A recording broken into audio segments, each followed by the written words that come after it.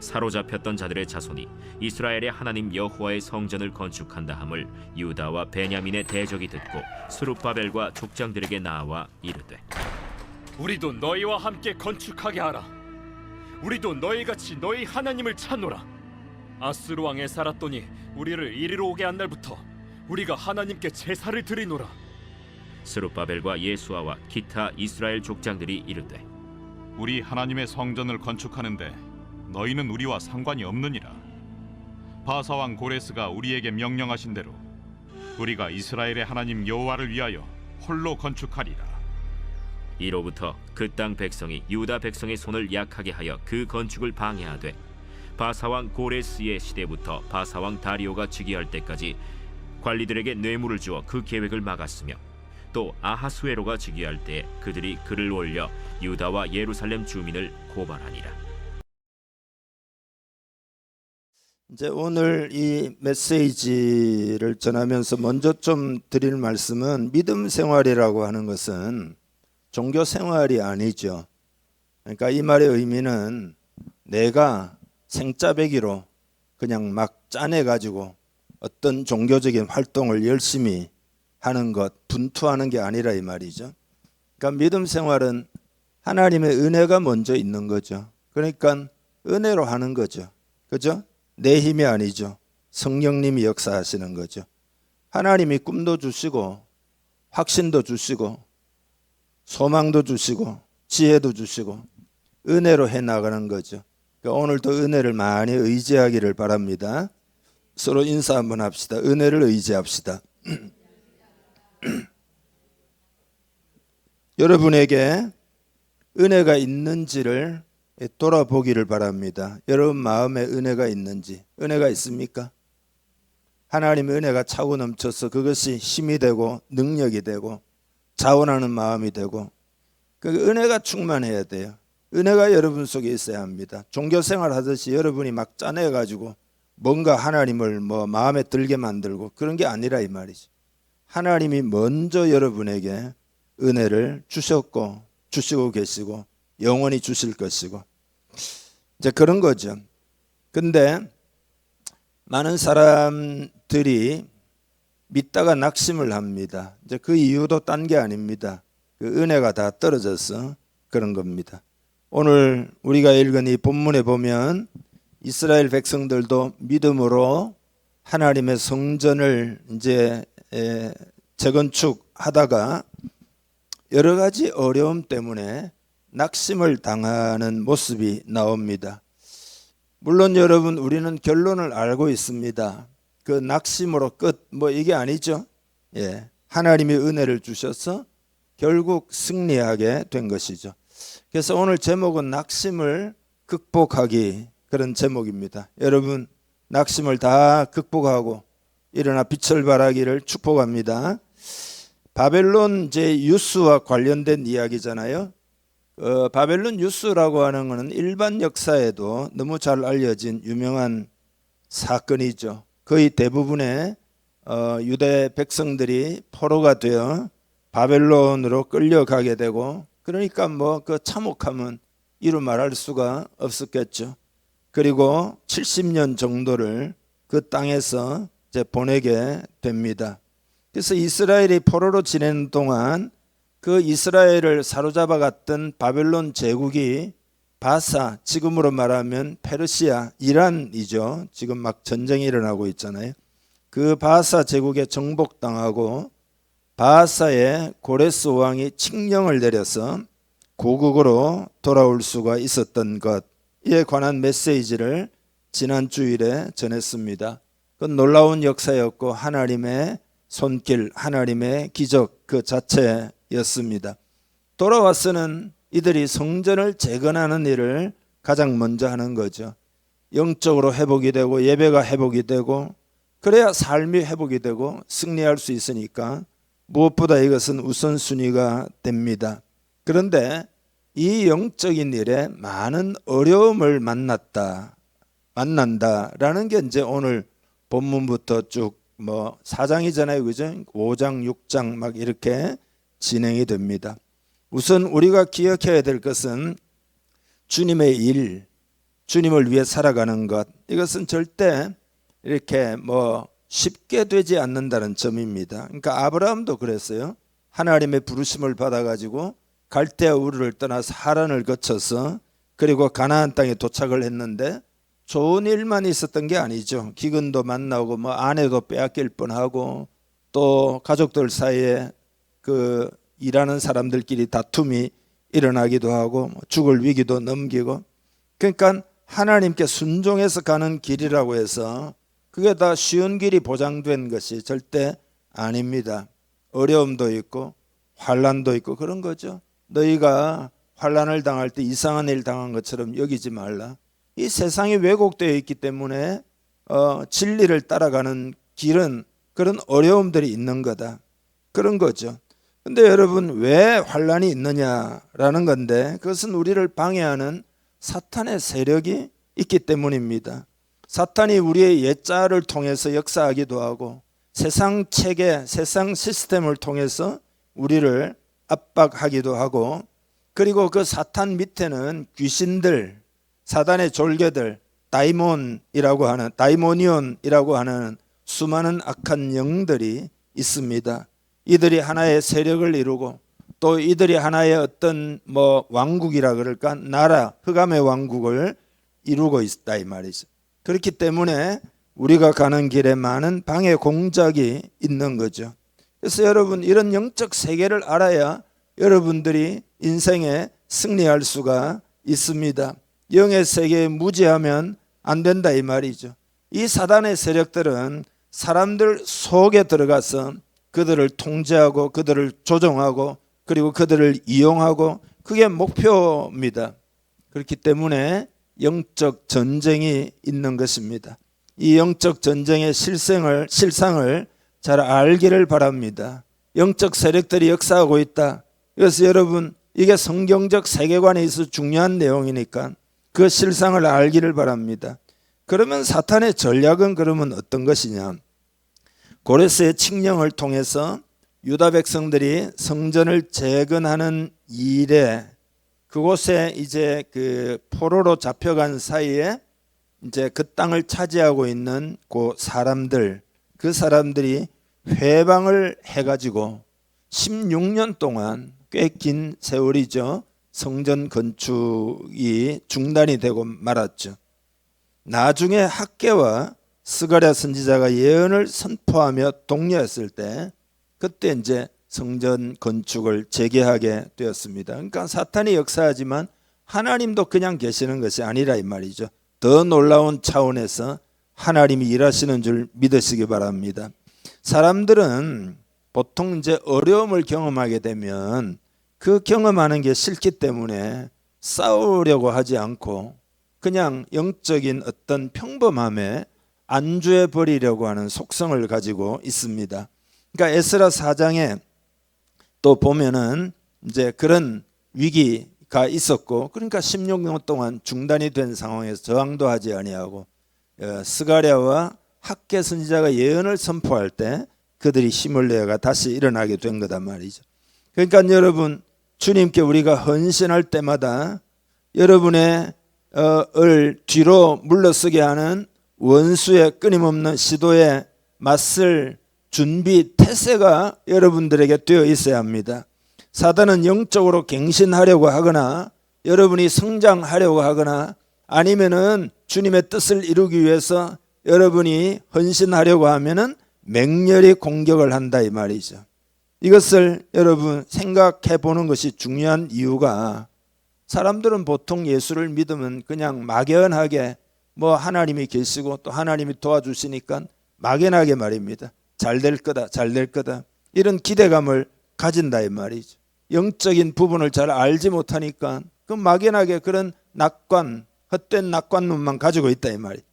그러나 그때 원수가 공격해오고 여러분이 준비가 되어 있지 않으면 쓰러지게 되는 거죠. 사탄은 여러 가지 무기를 가지고 있는데 오늘 본문에 보면 첫째 무기는 타협이라고 하는 무기입니다. 1절 2절을 다시 한번 읽겠습니다.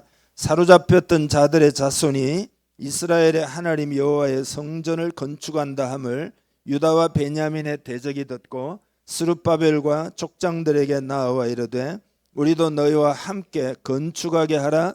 우리도 너희 같이 너희 하나님을 찾노라. 아수르 왕 에살핫돈이 우리를 이리로 오게 한 날부터 우리가 하나님께 제사를 드리노라 하니. 아멘. 그러니까 원수들이 와가지고 우리도 같이 협조해서 하겠습니다. 같이 합시다. 이렇게 그렇게 해달라. 이 요구를 한 사람들이 사마리아인들입니다. 사마리아인들. 원래 이제 사마리아인들은 그 북이스라엘 이제 사람들이잖아요. 근데 이제 그쪽이 멸망을 했고 그리고 남유다는 포로로 잡혀갔으니까 빈 곳으로 점점 내려오게 돼서 그 가나안 땅을 다 차지하고 있었던 거죠. 근데 이 사람들은 참된 의미에서는 신앙인들이 아닙니다. 왜냐하면은 기원전 722년에 아수르에 의해서 멸망할 때 그때 왕이 이제 에살핫돈인데 혼혈 정책을 썼습니다. 그러니까 사마리아 사람들은 아수르 제국이니까 각 나라로 사로잡아 갔고 그리고 그 나라에 흩어져 있는 사람들은 사마리아로 이주를 시켜와 가지고 피를 섞는 거죠. 혼혈 정책이다 이 말이죠. 그게 통치의 방법으로 썼다 이 말이죠. 그래서 피가 섞였는데 문제는 이제 그것만이 아니에요. 영적으로 섞이게 된 거죠. 그러니까 수많은 신들 중에 여호와 하나님도 이 지역의 신이니까 자기들 생각에 여호와 하나님을 하나 얹어서 이렇게 다신교식으로 하나님을 섬겼다라는 겁니다. 왜냐하면 그 땅의 신도 무시하면은 어려움을 당할까 생각해가지고 실제 여러분 성경에 보면 사자가 나와서 몇 사람을 죽였다 그랬거든요. 그래서 이거 큰일 났구나, 이 땅의 신도 섬겨야 되겠구나 해서 섬겼다는 거예요. 그러니까 이게 혼합주의 신앙, 이게 신앙이 아니에요. 그래서 이들이 이제 우리도 함께 협조할 테니까 허락하시오. 돈도 내고 뭐 일꾼도 되고. 그렇지만 여러분 이거는 뭐 불보듯 뻔한 이야기입니다. 하나님의 나라는 그렇게 하여 되는 것이 아닙니다. 그러니까 신앙적인 타협을 조심해. 신앙적인 타협이라는 것은 마치 뭐하고 같은가 하면은 오염된 물을 마시는 거하고 같습니다. 오염된 물. 여러분 오염된 물을 마시겠냐 이 말이죠. 그거 배탈 나고 중독이 되고. 협력이라는 미명 아래 타협을 요구한 거죠. 그래서 사탄이 하나님의 백성들의 신앙을 완전히 잡아먹으려고 했던 거죠.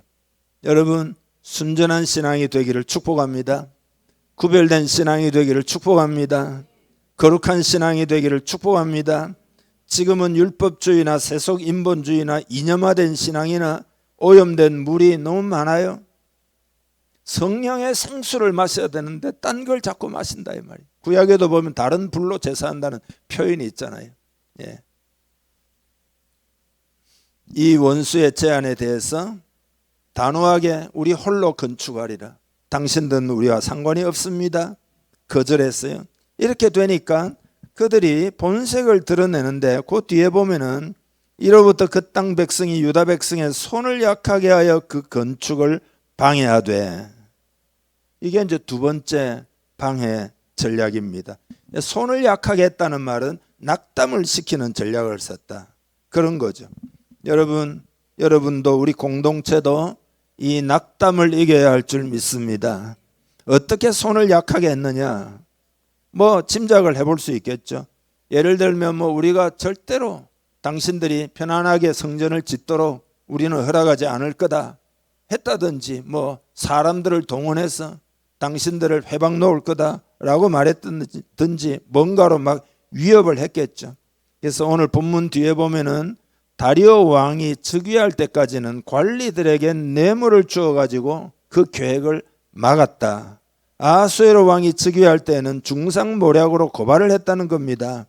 또 모함을 많이 했는데 왕에게 예루살렘이 재건이 되면은 유대인들이 반드시 자기들 막 독립한다 그러고 세금 납부를 중단할 것이다. 그러니까 어떤 왕도 그게 관심이 없겠어요. 세금을 안 낸다는데.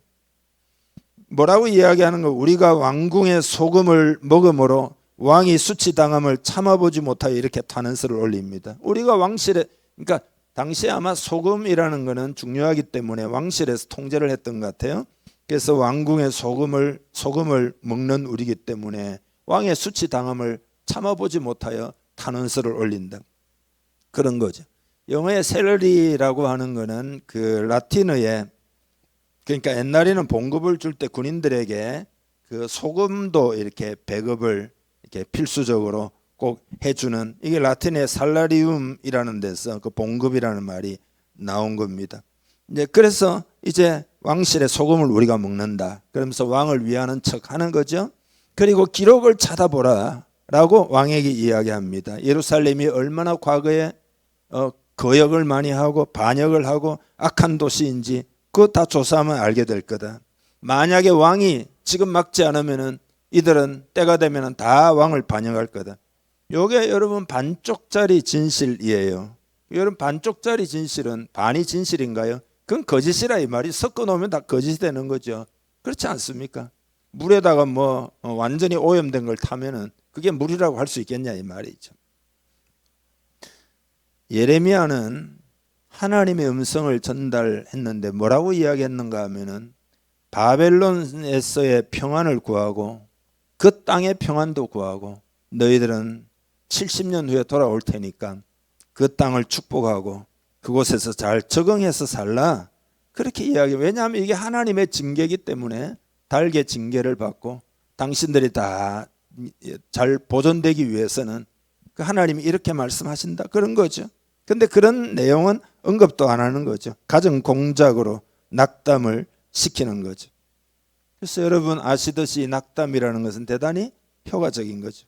옛날에 여러분 그 보어 전쟁은 뭐냐 하면은 1800년대 후반에서 1900년대 초반에 남아프리카에서 일어난 전쟁이거든요. 영국하고 그 네덜란드의 보어인들 사이에 무슨 식민지와 관련한 뭐 이권이나 이런 것 때문에 전쟁이 일어났는데 한 사람이 특이한 죄명으로 유죄 판결을 받은 죄명이 뭐냐? 낙담케 하는 자. 여기 죄명 실제로 이 사람이 군인들 사이에 돌아다니면서 적이 얼마나 강한지 우리가 얼마나 방어하기 어려운지 또 이 도시는 필경 점령될 것이고 또 도저히 이거는 뭐 어려운 게 너무 많다. 이런 말들을 계속 떠벌리면서 다닌 거죠. 그러니까 이 사람이 무슨 총을 사용한 것도 아니고 말이죠.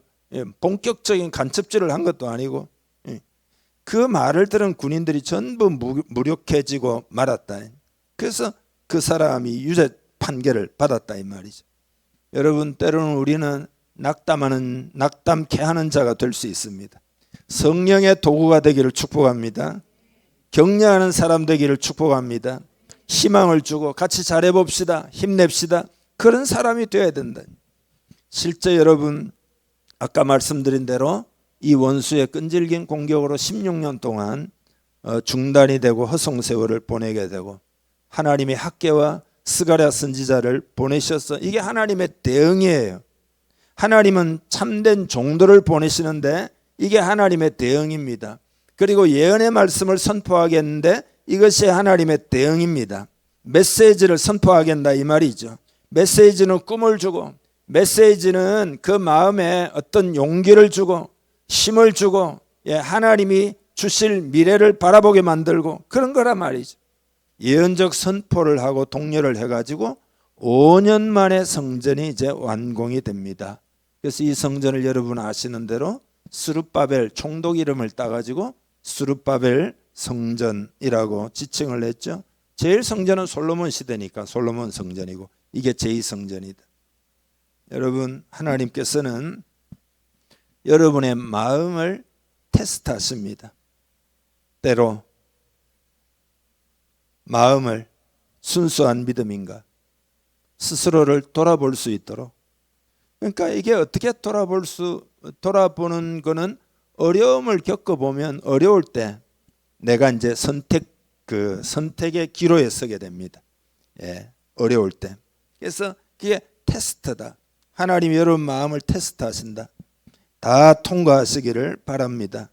광야 40년 이스라엘 백성들도 그게 테스트의 의미였다. 그래서 성경에 보면은 네 하나님 여호와께서 이 40년 동안에 너로 광야의 길을 걷게 하신 것을 기억하라.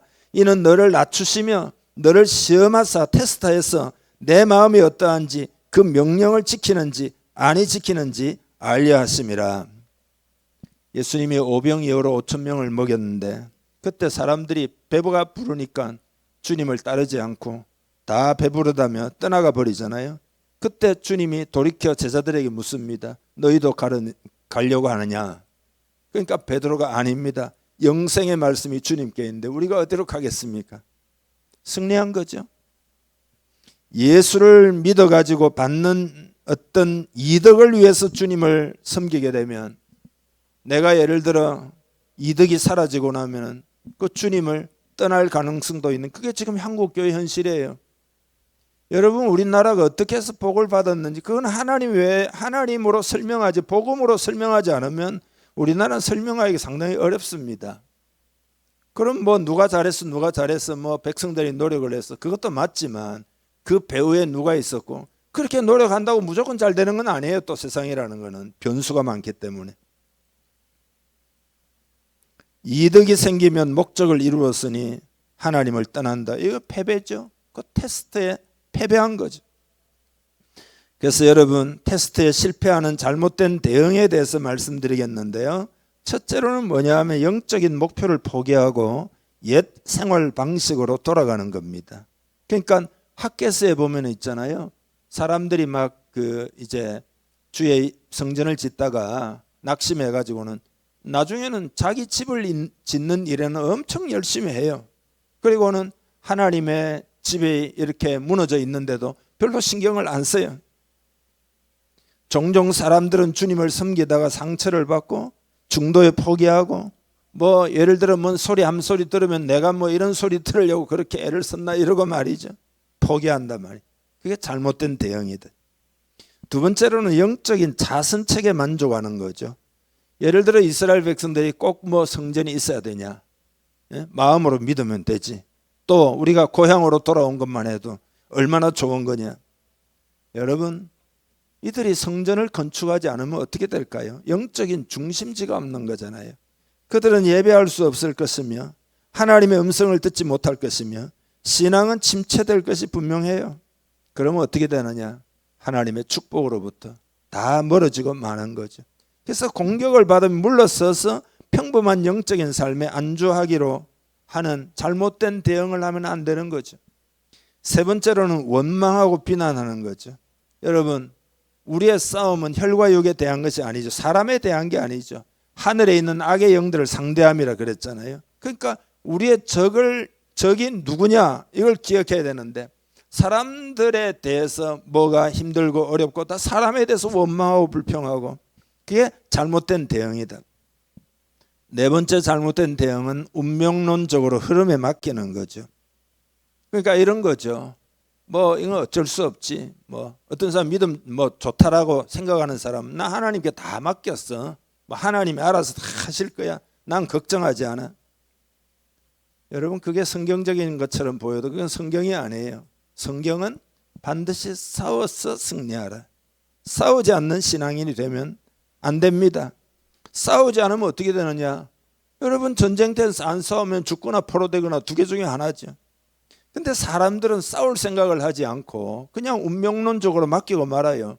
뭐 흐름이 흐르는 대로 막 잘 되겠지. 하나님이 살아계시니까 다 좋아지겠지. 그런 믿음을 가지면 안 된다 이 말이죠. 여러분, 세상이 왜곡되어 있고 사탄이 역사하는데 흐름에 맡기면 어떡합니까? 도대체가 세상이 왜곡되어 있잖아요.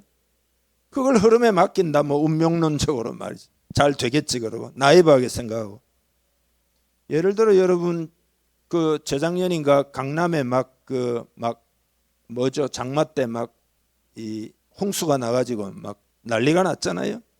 그러면 여름 홍수에 뻔히 떠내려갈 줄 아는데 대비도 안 하고 그거 되겠냐 이 말이죠. 어쩔 수 없다 그러고. 아니 그 하수구 정리도 하고 말입니다. 그 배수 시스템 그거 다 살펴보고 말이죠. 예를 들면 뭐 요즘 같으면 AI를 사용해가지고 댐을 방류할 때 언제 얼마나 방류하는지 그 기후를 예측해가지고 다 하고 대비를 세워야 될 거 아니에요. 영적 전쟁에 있다는 것을 우리는 깨달아야 됩니다. 이것을 잘 모르면 많은 사람들이 애를 먹습니다. 예를 들어 뭐 어떤 신앙 뭐 사역에 크게 성공한 예를 들면 뭐 허드슨 테일러라 치자 말이죠. 그러면 중국 내지 선교회를 만들어 선교를 하는데 수천 명이 예수를 믿었다. 이러면 사람들은 하나님이 한꺼번에 부어줘 가지고 말이죠. 수천 명이 막 갑자기 막 예수를 믿고 그렇게 생각할 수도 있어요. 그렇지만 그런 게 아니죠. 그 수많은 문제와 좌절과 과정을 다 극복해야 했다 이 말이죠. 다시 말해서 우리는 결과만 보지만 그들의 삶에는 그 많은 싸움이 있었다 이 말이죠. 우리는 사탄에 대해서 잘 알고 그리고 그 다음에는 그 위에 계신 하나님을 바라보고 그렇게 싸워야 합니다. 하나님이 우리와 함께 하시니 우리는 싸워야 합니다. 싸울 때 이제 하나님이 계시고 사탄이 있으면은 그 똑같은 비중으로 두면 안 됩니다. 그거를 이제 어려운 말로 이원론이라 그럽니다. 수평적 관계에서 하나님의 세력과 사탄의 세력이 싸운다. 이건 성경이 아니에요. 왜냐하면 사탄의 세력들은 다 피조물이기 때문에 창조주 하나님이 아니잖아요. 그러니까 수평적인 어떤 입장에서 우리가 싸우는 게 아니에요. 수직적인 권위를 가지고 예수 이름의 권위를 가지고 여러분이 싸우는 거다라는 겁니다. 그러니까 선지자들의 예를 들어 예언이나 아까 뭐 학개와 스가랴 선지자의 예언이나 이런 것들이 그냥 뭘 말을 했다 이런 차원이 아니에요. 예언이라고 하는 것은 그 완전히 그거를 하나님의 말씀으로 받아들이면 그 심령 속에 하나님 차원의 권능이 임해가지고 어떤 새로운 것을 보게 만들고 돌파해 나가는 능력이 부여되고 그런 거란 말이죠. 그러니까 그런 하나님의 역사는 강력한 것이다. 하나님의 하나님 되심을 우리가 깨닫고 믿음을 가지고 권위를 가지고 여러분이 싸워야 된다. 그 권위가 있다는 걸 받아들여야 되는데 예수 이름의 권위를 잘 모르고 사탄이 자꾸 역사하고 뭐 우리는 안 될 것 같고 그 말이 안 되는 이야기죠. 그래서 하나님이 지쳐있는 이스라엘 백성들을 아시기 때문에 이제 학개와 스가랴를 세우신 건데 스가랴서에 보면은요 재밌는 이야기가 나옵니다. 그 스가랴가 환상을 봅니다. 근데 보니까 어떤 내용인가 하면은 당시에 대제사장이 예수아인데 예수아가 하나님의 사자 앞에 서 있습니다. 그리고 사탄은 그 우편에 서서 대제사장 예수아를 환상입니다. 예수아를 갖다 계속해서 대적을 하고 참소를 하고 막 비난을 하는 환상입니다. 예수아는 이스라엘 백성들을 하나님의 뜻대로 이끌어 가려고 애를 쓰고 사탄은 그런 예수아를 막 계속해서 대적하면서 하나님의 뜻대로 가지 못하도록 방해하는 환상을 본 겁니다. 근데 환상 중에 하나님이 보이는데 그 하나님이 사탄을 꾸짖으시면서 말씀하시기를 이는 불에서 꺼낸 그슬린 나무가 아니냐 하시는 겁니다. 불에서 꺼낸 그슬린 나무라는 말은 불로 연단하여 순금처럼 만든 그런 이스라엘 백성이다. 바벨론 70년 동안 그런 불과 같은 고난 가운데 정금 같은 믿음을 가지게 된 사람들이라 이들이. 그러면서 하나님이 천사에게 명령하셔가지고 예수아가 입고 있던 더러운 옷을 벗기시고 아름다운 옷을 입히라 명령을 하셨어요. 그리고 머리에는 정결한 관을 씌우라. 이건 승리와 영광을 상징하는. 그러니까 스가랴가 이 환상을 보고 그가 이스라엘 백성들에게 선포할 때 그런 것에 기초로 해가지고 예언적 선포를 할 때 이게 권능이 있어가지고 사람들이 다 힘을 얻어가지고 으쌰으쌰 하니까 5년 만에 완전히 완공을 했다. 그런 이야기입니다. 스가랴 4장 7절에 보면은 주의 음성도 들리는데 큰 산아 내가 무엇이냐 네가 스룹바벨 앞에서 평지가 되리라. 그가 머릿돌을 내놓을 때에 무리가 외치기를 은총이 그에게 있을지어다 하리라.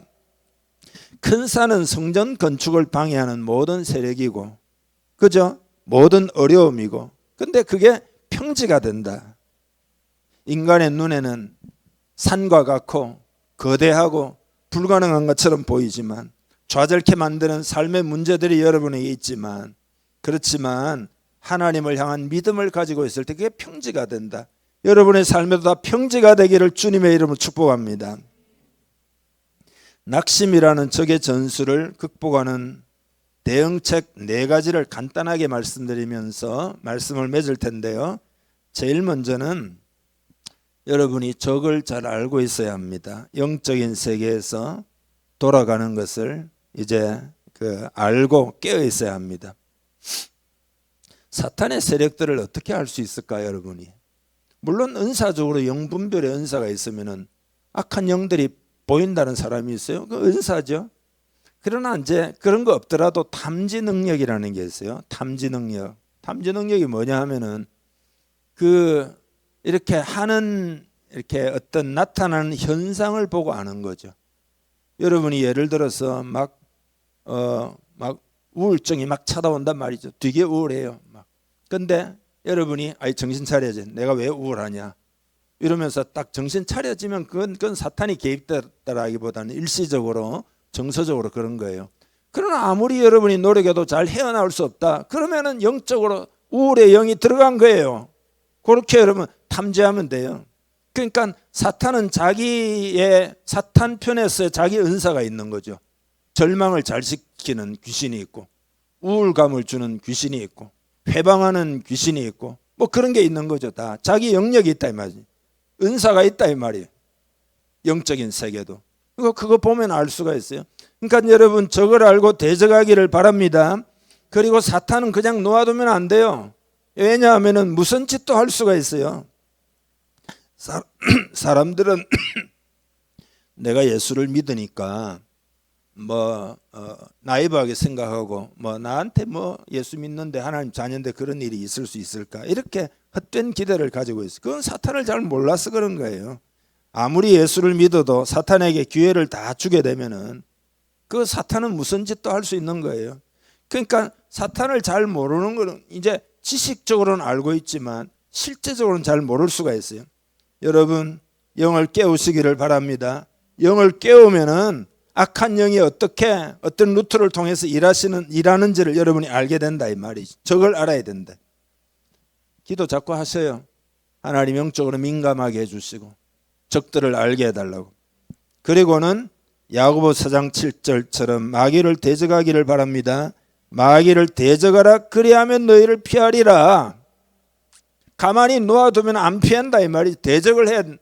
그러니까 신앙생활을 너무 점잖게 하는 분들은 이 대적하라 그러면은 본인의 이야기가 아닌 것처럼 대적을 못해요. 어색해가지고 못합니다. 왜냐하면 너무 점잖하기 때문에 주님 도와주세요 이렇게는 하지만은 대적하라고 그러니까 내가 좀 신비주의 신앙인가 내가 좀 미친 신앙인가 막 이런 생각을 하고 대적을 못하는 사람이 많아요. 그 훈련을 해야 됩니다. 예수 이름으로 대적을 하세요. 예수 이름으로 떠나가도록 명령을 하세요. 마음의 평안이 임할 때까지 해야 된다 이 말이죠. 성경에 다 그런 이야기잖아요. 다 그런 이야기 아니에요. 세 번째로는 낙심할 만한 상황에 인내를 잘 해야 됩니다. 인내. 여러분 우리가 주님을 따라갈 때는 인내라는 것이 대단히 중요합니다. 포기하면 안 됩니다. 갈라디아서 6장 9절에 보면 우리가 선을 행하되 낙심하지 말지니 포기하지 아니하면 때가 이르매 거두리라. 여러분이 포기하지 않으면 이루어진다는 것을 깨달아야 합니다. 네 번째로는 차고 나가야 합니다. 적극적으로 차고 나가기를 축복합니다. 안 되겠다 이래가지고 옆 사람에 차고 나갑시다. 일단 인사 한번 합시다. 차고 나갑시다.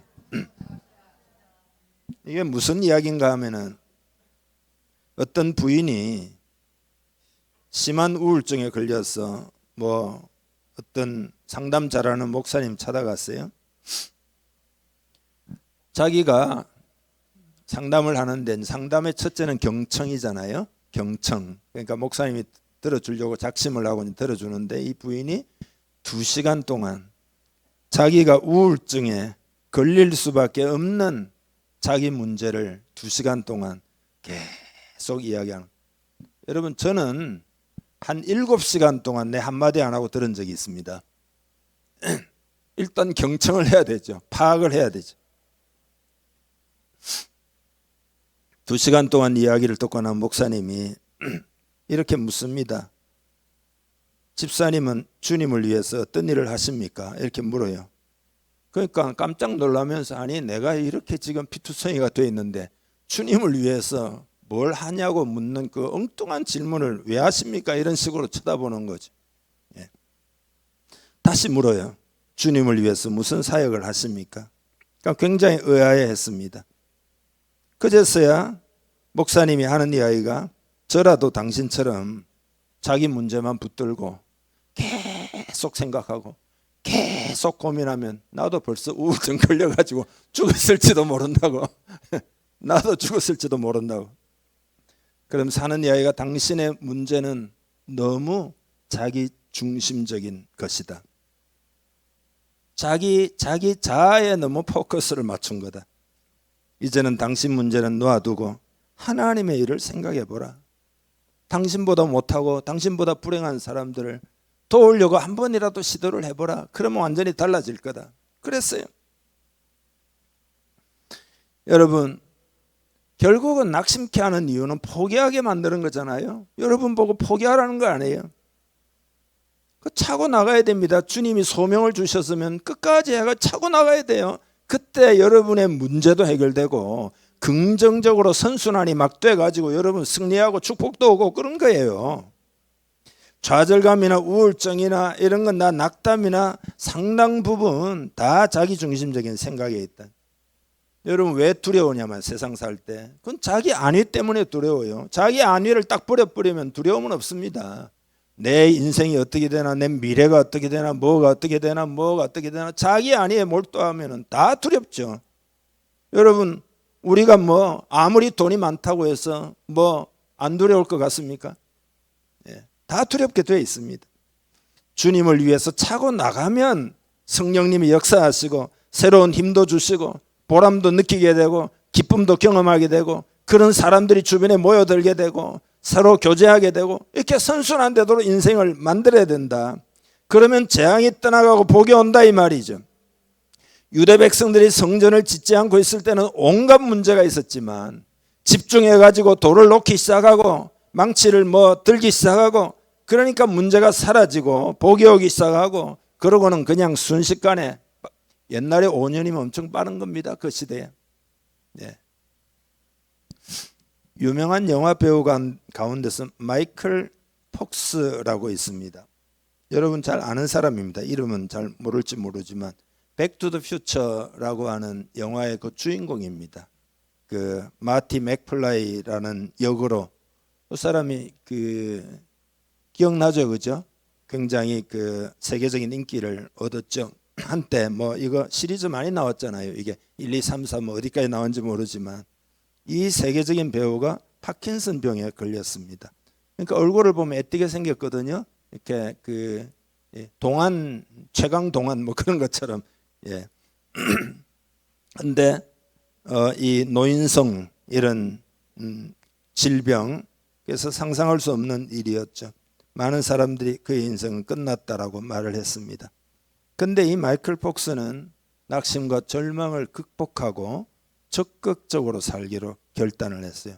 어떻게 됐느냐? 파킨슨 병 재단을 설립하고 사회적 활동을 적극적으로 펼치기 시작하면서 이게 상당히 유명한 어떤 재단이 돼가지고 지금도 많은 일을 하고 있습니다. 자기가 병마와 어떻게 싸웠냐 하는 이야기를 담은 자서전을 냈는데 럭키맨이라고 하는 것을 발표해가지고 베스트셀러 작가가 되기도 했습니다. 그래서 제가 이 사람이 신앙이 있어서 그런가 하고 챗GPT에다가 물어보니까 뭐 그런 거는 알 수가 없다.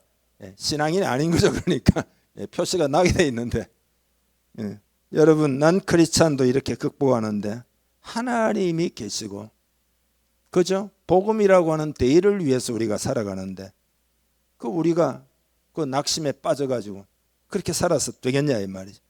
예수님이 이미 승리한 줄 믿습니다. 우리의 싸움은 승리한 싸움을 집행하는 거다 그런 거잖아요. 성령의 인도를 받기를 바랍니다. 순간순간 성령님을 구하시면 됩니다. 마지막으로 요 한 이야기를 해야 되겠는데요. 소망이 중요합니다. 소망. 소망은, 성경적인 소망은 막연하게 그렇게 되면 좋겠어요 바라는 게 아니에요. 성경의 소망은 뭐냐 하면 확신을 가지고 기대하는 열린 태도를 말합니다. 왜냐하면 크리스찬의 소망은 막연한 게 아니에요. 하나님 살아계시고 하나님이 약속을 주셨고 예수님이 십자가에 승리하셨고 성령님이 함께하니까 그 막연한 게 아니에요. 그러니까 확신을 가지고 기대하는 열린 태도, 이게 소망인데, 소망은 주로 뭐하고 관련되어 있느냐? 내가 그런 소망을 가지고 있잖아요.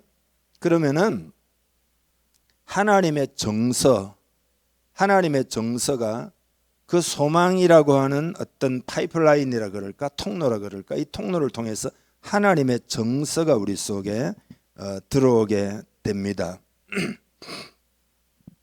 의지 있잖아요. 의지, 지정의가 있는데 지식은 이제 직관이라는 통로를 통해서, 믿음이라는 통로를 통해서 직관적인 영적인 지식이 우리에게 이제 감지가 되는 건데, 의지의 부분은 그 양심, 이제 그 양심과 관련돼 있는데, 그런 것처럼 소망은 정서적인 부분과 관련이 되어 있습니다.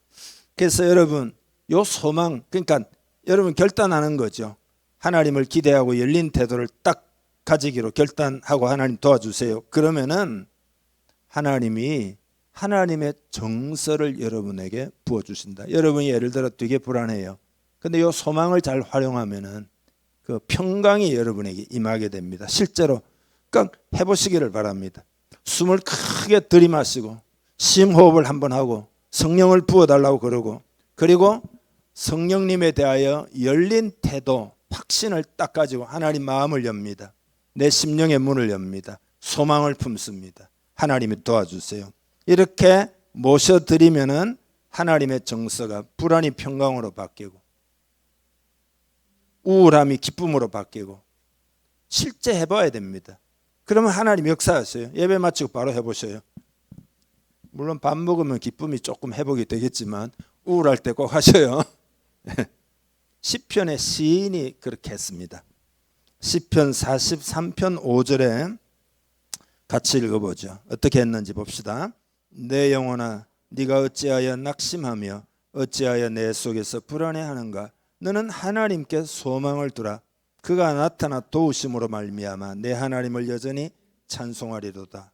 불안하잖아요. 근데 하나님께 소망을 두라. 그리고 자기가 자신에게 소망을 품도록 이렇게 마음을 탁 결정하는 거죠. 열린 태도를 하나님께 대해서 가지니까 그 다음에 어떻게 됐느냐? 그가 나타나 도우심으로 말미암아, 실제 도우시는 거예요. 내 하나님을 여전히 찬송하리도. 그전에도 찬송할 때가 많았는데 여전히 찬송은, 잠깐 낙담했다가 이제는 여전히 찬송, 기쁨이 회복되고 자신감이 회복되고 그렇게 됐다. 시인도 그렇게 했다. 그래서 여러분, 소망의 습관을 가지기를 축복합니다. 그냥 내가 소망이 없는데요 이렇게 하지 말고 하나님에 대하여 열린 태도를 가지시라 이 말이죠. 하나님에 대하여 기대하고 열린 태도를 가지고 하나님을 모셔드리라 이 말이죠. 성령님이 역사해 달라 이렇게 요청하고 기대하라 이 말이죠. 열린 태도를 가지라 이 말이죠. 그러면 하나님이 오셔서 여러분을 도와주셔서 낙담을 극복하게 될 줄 믿습니다. 낙담 극복 안 하면 안 되는 거죠. 그러나 극복하면 승리하게 됩니다. 여러분, 마지막으로 여러분 축복하고 싶은데요, 낙담을 잘 극복하는 체질이 되기를 주님의 이름으로 축복합니다. 영적 체질도 자꾸 만들어야 되죠. 그죠? 예, 옆 사람 인사 한번 하고 기도하겠는데요, 낙담을 잘 극복하는 영적 체질이 됩시다. 한번 인사하겠습니다. 예, 아멘. 네, 같이 기도하겠습니다. 하나님 은혜 주십시오. 오늘 말씀 적용하여 승리하기를 원합니다. 마음에 낙담이 있으면 대적하기를 바랍니다. 예수 이름으로 대적하기를 바랍니다. 다 같이 기도하겠습니다. 하나님 아버지 감사합니다. 오늘도 말씀 주셔서 감사합니다. 성령을 부어주셔서 감사합니다. 우리 마음의 모든 낙심을 대적하게 하신 것을 감사합니다. 일어나 빛을 발하는 우리 되기를 원합니다. 승리하기를 원합니다. 예수님이 십자가로 이미 승리하셨으니 그 승리를 의지하고 나의 유업으로 삼기를 원합니다. 믿음을 더하여 주옵소서. 큰 믿음 되게 해 주옵소서. 모든 낙심의 영은 예수 이름 명하노니 떠나갈지어다. 하나님 아버지, 참된 소망을 품고 하나님의 도우심을 믿으며 나아가는 한 사람 한 사람 되게 하여 주옵소서.